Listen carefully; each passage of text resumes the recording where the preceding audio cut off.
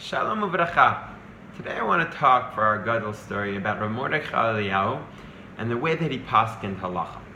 So there's an incredible story that Rav Eliyahu, who's now the Rosh Yeshiva of Odnia, shares how when there was a time of piguim, of terrorism in Hebron a few years back, and Rav Eliyahu asked Rav Eliyahu, do you think in my area in Hebron I can allow people to sleep in their sukkot? And Rav Eliyahu immediately said, what? And you're going to sleep outside in your sukkah, and then more miluimnikim are going to have to get called up because to protect you, and they're not going to be able to be in their sukkah? No, it's too dangerous. So, wow, first of all, what an incredible answer right off the cuff. Sensitively taking the whole situation into hand. But then Rav Eliyahu went back, he wasn't sure, and he asked, wait, Rav, are you talking about in all of the areas which are considered dangerous, or just in my particular area? And so the Rav said, of course I'm only talking about in your area, and I'm only giving you psak because you asked me. But every Rav has to paskin for themselves in their particular area based on how dangerous it is or it isn't. And then later, Rav Eliyahu heard that on a radio show they were trying to get Rav Eliyahu to give a psak in general, and he refused. He said every person has to ask their Rav and their Yeshuv because only he understands the particular dangers and how dangerous it is or it isn't. To me, this story shows, on the one hand, the wisdom, but also the sensitivity that the Rav had in terms of psak. Another incredible vignette about how Rav Eliyahu paskined halacha. Rav Eliyahu had ruach hakodesh. There are many, many stories in Avim Shebashem right here,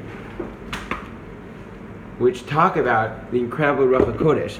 And at the same time, Rav Eliyahu refused to paskin al pi ruach hakodesh.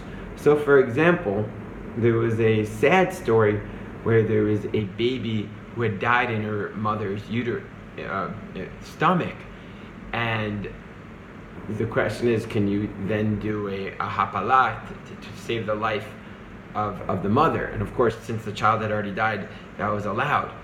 But as soon as the Rav saw the mother, he whispered to his helper, the baby died in the 3rd month, and the mother's in the 4th month of pregnancy. But then he went and asked the doctor what he thought, and the doctor went on to say exactly that. Not only one doctor, but 2 doctors.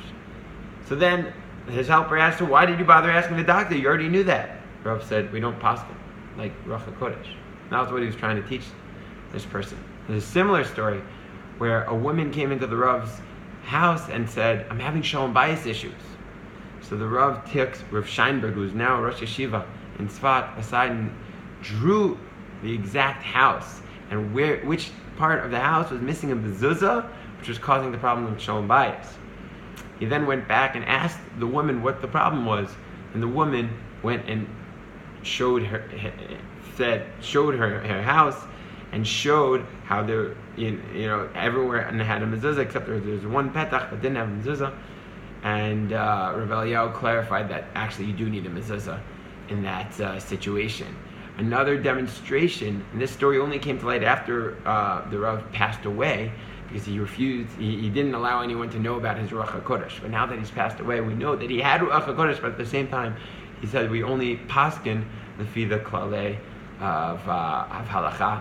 May we be zocha to have such dveikos with Hashem, that His Shechina should dwell within us, and we should have rabbanim who act with sensitivity and courage, as Rav Eliyahu did. Have an amazing day.